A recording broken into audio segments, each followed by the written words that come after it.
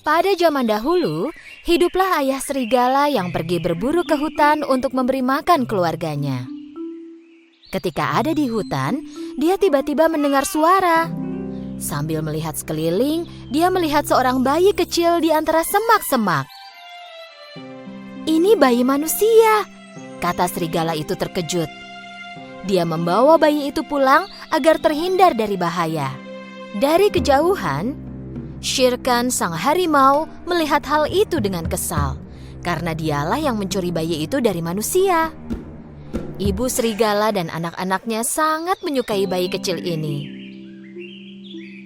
"Mulai sekarang kita akan memanggilnya Mowgli," kata ibu serigala. Sejak saat itu, Mowgli mulai hidup bersama saudara serigalanya di dalam hutan. Ibu serigala merawat Mowgli seperti anaknya sendiri. Dalam waktu singkat, Mowgli sudah berteman dengan seluruh hewan. Dia bermain dan bergantungan di pohon bersama hewan-hewan itu. Di saat yang sama, dia juga mulai mengenal hutan. Selama masa itu, Shere Khan si harimau terus mengamati Mowgli dari jauh dan menunggu kesempatan untuk merampas dan menculik Mowgli. Suatu hari, serigala bijak Akela, Balu si beruang, dan Bagheera sang panther berkumpul dan mulai membicarakan tentang Mowgli. Bayi manusia itu sangat pintar. Ayo kita besarkan dia seperti anak hutan. Balu dan Bagheera, kau akan melindungi dia dan mengajarinya aturan di hutan, kata Akela. Tahun pun berganti dengan cepat. Balu si beruang sangat perhatian pada murid barunya. Balu mengajari Mowgli cara mencari kacang dan madu dengan memanjat pohon. Mowgli mendengar ajaran Balu dengan sungguh-sungguh. Setiap hari dia memanjat pohon yang lebih tinggi dan mulai mencari makanan sendiri.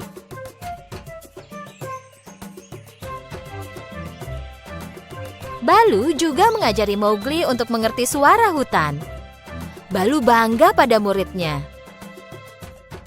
Mowgli berlari sangat cepat dan berenang dengan sangat baik. Dan Bagheera mengajari Mowgli cara mengidentifikasi jebakan yang dipasang manusia, serta cara menghindarinya. Suatu hari, seekor anak serigala berlari ke salah satu jebakan ini. Shere Khan si harimau ingin berburu anak serigala ini dan memakannya.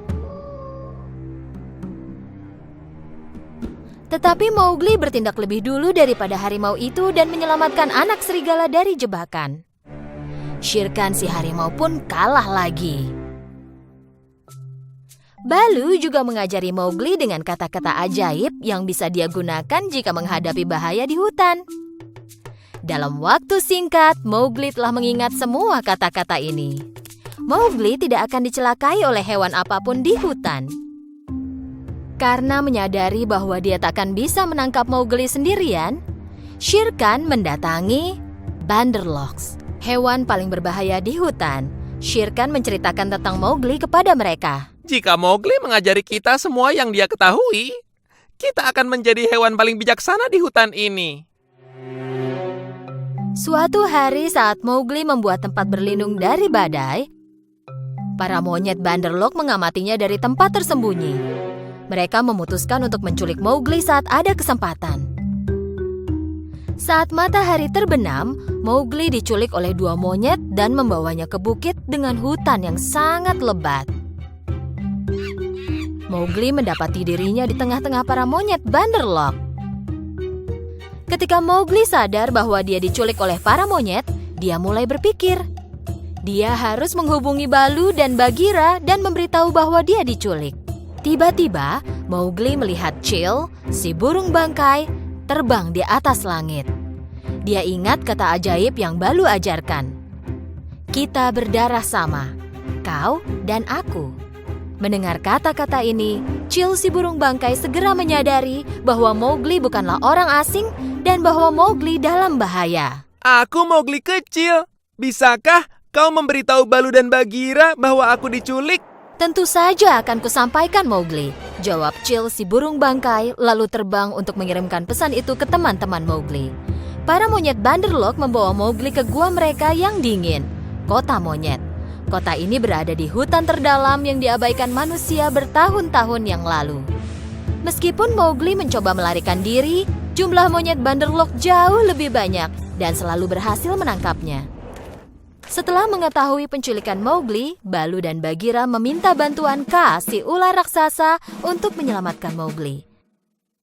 Mereka semua mendatangi kota monyet dan bersembunyi di balik patung raksasa. Dari tempat persembunyian itu, mereka bisa melihat Mowgli dan ratusan monyet yang mengelilinginya. Mereka mulai menunggu saat yang tepat untuk mengeluarkan Mowgli dari sana. Saat waktu yang tepat tiba, Kaa berkata, "Sekaranglah waktunya, ayo kita pergi." Bagheera bergerak pelan-pelan untuk menangkap monyet-monyet itu. Lalu dia mulai meninju monyet-monyet yang mengelilingi Mowgli dengan cakarnya yang kuat. Para monyet Banderlock berlarian sambil berteriak ketakutan. Salah seekor monyet memanggil teman-temannya untuk membantu. Tiba-tiba, Bagheera dikelilingi oleh banyak sekali monyet. Beberapa monyet merebut Mowgli dan menaruhnya di ruangan dengan dinding tertutup. Mowgli bisa mendengar Bagheera bertarung melawan monyet-monyet. Mowgli ingat penyimpanan air yang ada di bawah reruntuhan kota itu. Dan dia tahu bahwa monyet takut pada air. Bagheera, lari dan lompatlah ke dalam air. Bagheera berlari dan melompat ke dalam air. Balu juga diserang oleh para monyet. Mereka mulai bertarung dan Balu memukul monyet-monyet Banderlock dengan cakar depannya. Balu berusaha sebaik mungkin, tapi mereka terlalu banyak. Dan tak mungkin Balu melawan mereka sendirian. Dan Bagheera yang ada di sungai melihat Balu bertarung merasa sedih karena tak bisa membantu temannya. Ketika Balu kesulitan melawan monyet-monyet itu, tiba-tiba Kaa muncul. Ketika Kaa mulai memukuli semua monyet dengan ekor raksasanya, para monyet lari ketakutan. Para monyet takut kepada Kaa. Tak seekor monyet pun yang berani melawan Kaa. Jadi ketika para monyet mulai melarikan diri ke dalam hutan, Balu akhirnya bebas.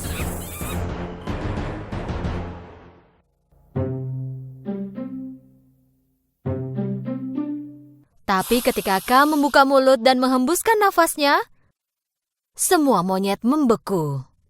Suara para monyet menghilang dan suasana tiba-tiba menjadi senyap. Dengan mengambil kesempatan ini, Bagheera melompat keluar dari sungai. Mowgli berteriak dari menara tempatnya dikurung. Aku ada di sini, terkurung di menara. Kaa mengayunkan ekornya yang kuat dan berhasil menghancurkan dinding menara. Karena dinding menara sudah roboh, Mowgli pun melompat keluar. Balu memeluk Mowgli dengan penuh cinta. Kau baik-baik saja, Mowgli? Aku tidak apa-apa, tapi aku sangat lapar dan lelah. Kalian semua membahayakan nyawa demi menyelamatkanku. Terima kasih banyak. Mowgli juga sangat bahagia melihat Kaa ada di pihaknya. Aku berhutang nyawaku padamu, Kaa. Terima kasih. Mowgli, Balu, dan Bagheera mengucapkan selamat tinggal kepada Kaa, lalu berjalan pulang. Shere Khan, si harimau, sadar bahwa dia takkan bisa melukai seseorang yang punya teman kuat seperti itu. Lalu mundur ke dalam hutan dan tak pernah kembali lagi. Waktu berlalu, dan Mowgli tumbuh menjadi laki-laki muda.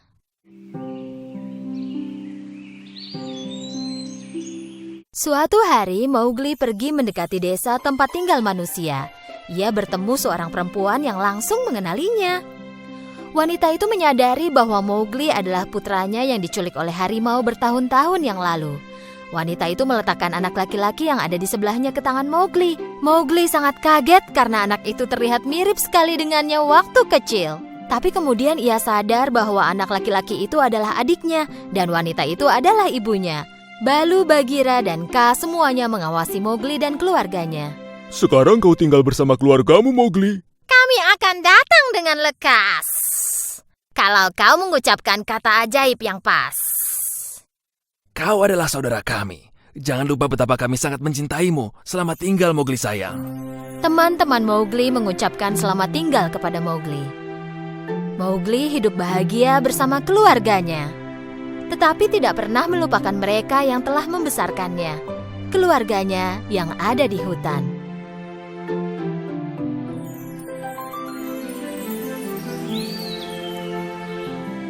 Pada zaman dahulu, hidup seorang gadis bernama Dorothy. Dorothy tinggal di rumah pertanian bersama bibi dan pamannya, serta Henry. Pada hari itu, Dorothy bahkan tidak ingin bermain bersama anjingnya. Sepertinya dia merasakan ada sesuatu yang akan terjadi.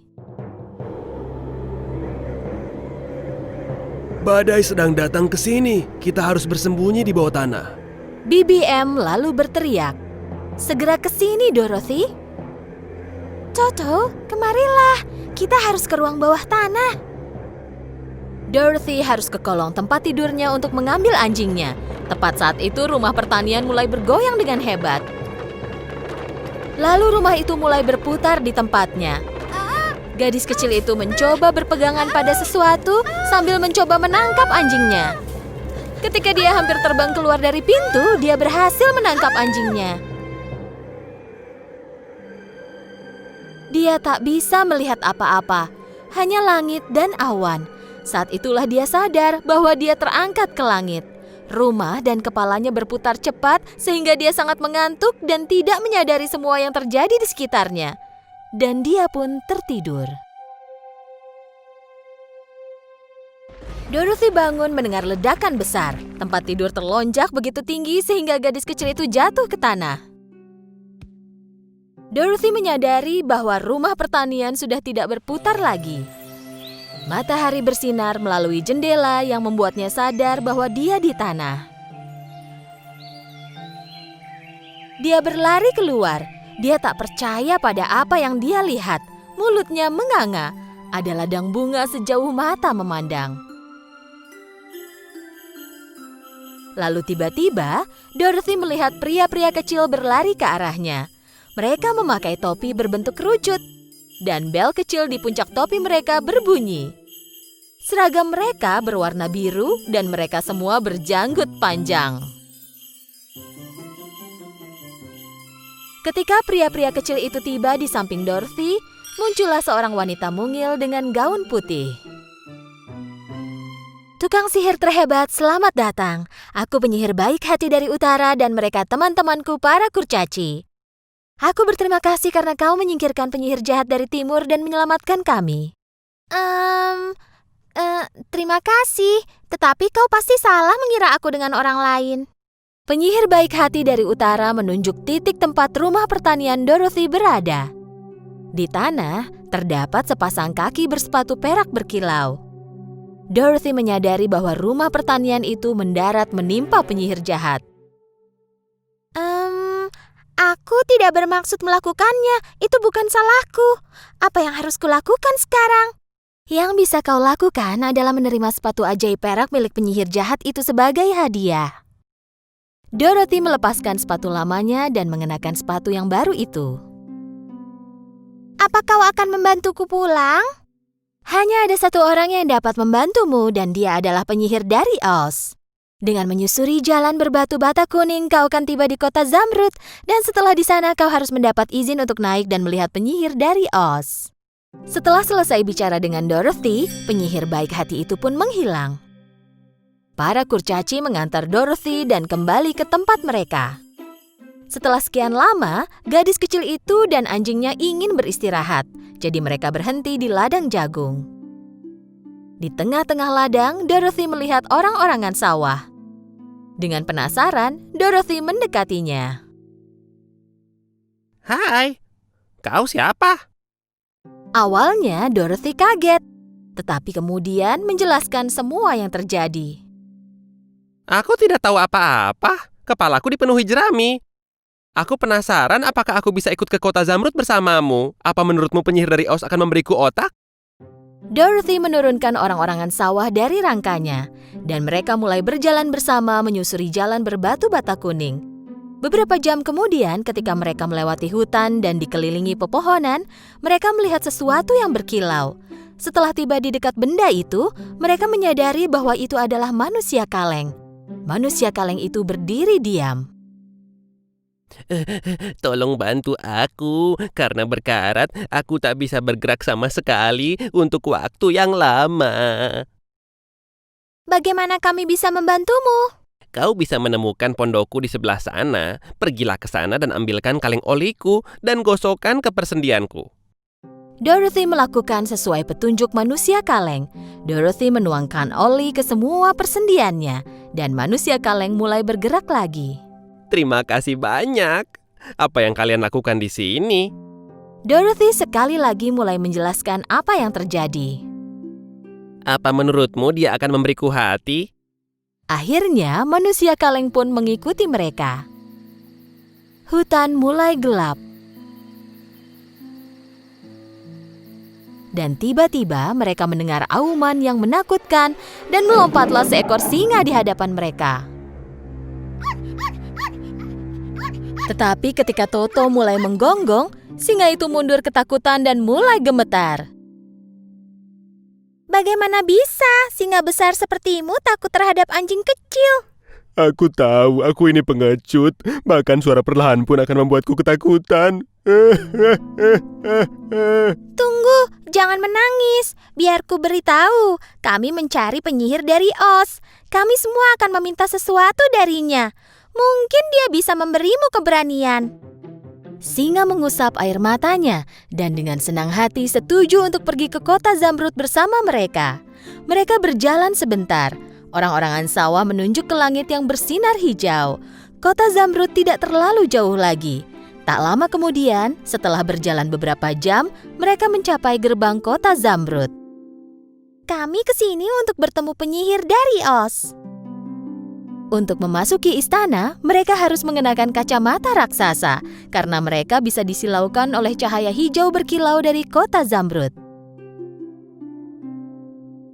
Rumah, jalan, bahkan pakaian penduduknya berwarna hijau di kota Zamrud.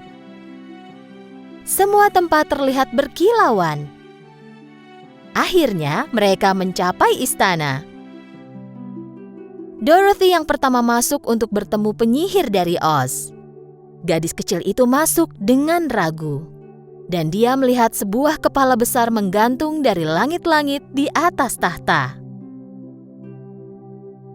Akulah Oz yang hebat dan menakutkan. Siapa kau? Kenapa kau ingin menemuiku? Dan dari mana kau menemukan sepatu perak itu?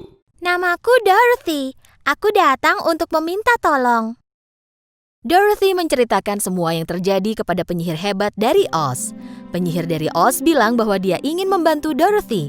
Tetapi sebagai balasannya, Dorothy harus menyingkirkan penyihir jahat dari barat. Dengan sangat frustasi, Dorothy kembali kepada teman-temannya sambil menangis. Dan dia memberitahu mereka mengenai permintaan penyihir dari Oz.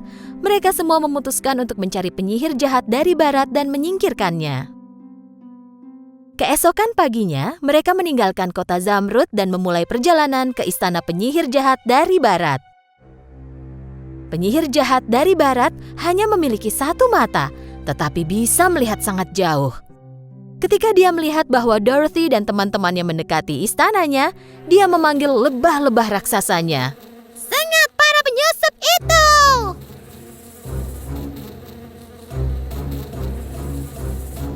Dorothy dan teman-temannya melihat lebah terbang ke arah mereka. Mereka tidak punya waktu untuk kabur. Orang-orangan sawah, lindungi Dorothy, Toto, dan singa dengan jeramimu supaya lebah tidak dapat menyengat mereka. Ketika orang-orangan sawah melindungi yang lain dengan jeraminya, seluruh lebah mencoba menyengat manusia kaleng. Tetapi tentu saja, mereka semua kehilangan sengat mereka dan satu persatu jatuh ke tanah. Kali ini, penyihir mengirimkan monyet terbangnya untuk memburu Dorothy dan teman-temannya. Monyet terbang pun menyerang mereka. Salah satu monyet menangkap orang-orangan sawah dan melemparkannya ke atas pohon. Monyet lainnya melemparkan manusia kaleng dari tebing. Mereka juga mengikat singa untuk dibawa ke penyihir. Setelah itu, semua monyet terbang beralih kepada Dorothy. Tetapi setelah mereka melihat sepatu perak di kakinya, mereka tidak ingin melukai Dorothy. Mereka hanya membawanya ke istana. Saat penyihir jahat dari barat melihat sepatu perak di kaki Dorothy, dia sangat takut. Tetapi lantas menyadari bahwa Dorothy tidak menyadari kekuatan sepatunya. Berikan sepatu itu kepadaku. Tidak, Kubilang berikan! Penyihir itu mendekati Dorothy.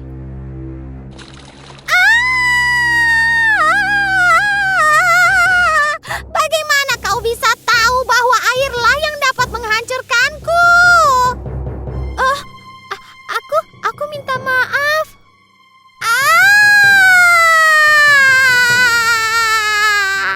Sambil berteriak, penyihir itu meleleh. Hanya pakaiannya yang tetap tinggal di lantai.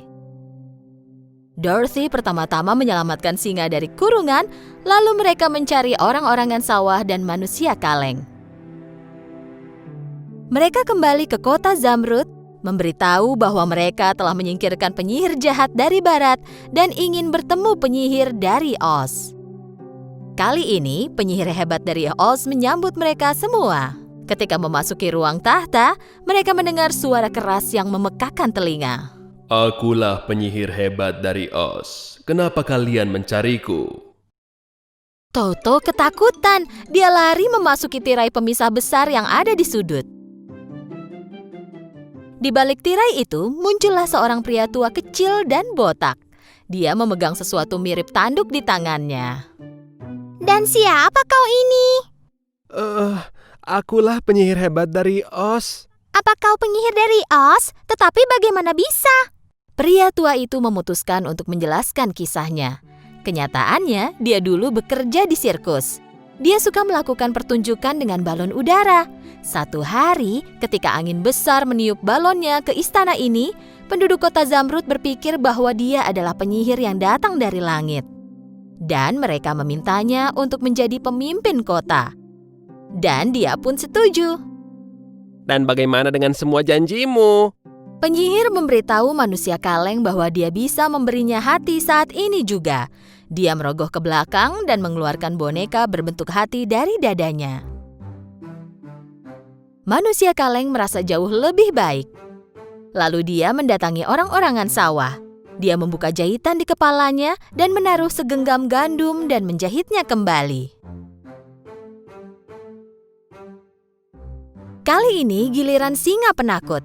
Dia menuangkan sedikit ramuan dari botol emas ke dalam sebuah mangkuk dan meminta singa untuk meminum ramuan keberanian ini. Singa meminumnya. Tiba-tiba, dia menanggalkan penampilannya yang lemah dan ketakutan, lalu mengaum seperti singa besar perkasa seperti sebelumnya. Penyihir dari Oz tersenyum kepada mereka. Dia sebenarnya tidak memberi apa-apa kepada mereka. Semua yang mereka minta darinya sebenarnya sudah ada dalam diri mereka, tetapi mereka tidak tahu cara menggunakannya. Sekarang giliranmu, Dorothy. Kau sebenarnya memiliki semua yang kau inginkan selama ini. Jika kau saling mengetukkan kedua sepatu perakmu sebanyak 3 kali, kau akan pergi kemanapun yang kau mau. Jadi sebenarnya aku bisa pulang kapanpun aku mau? Iya, tetapi aku akan terjebak di ladang itu selamanya. Dan aku akan berkarat sendirian. Dan aku tak akan bisa menjadi singa pemberani. Dorothy memeluk teman-temannya dengan erat. Dia mengucapkan selamat tinggal kepada mereka. Lalu dia memegang Toto dan mengetukkan sepatunya 3 kali. Dia mengatakan ingin pulang ke samping paman dan bibinya. Tak lama dia mendapati dirinya duduk di taman. Dengan senang, dia melihat sekeliling. Dia melihat paman dan bibinya berlari ke arahnya. Dia tertawa senang.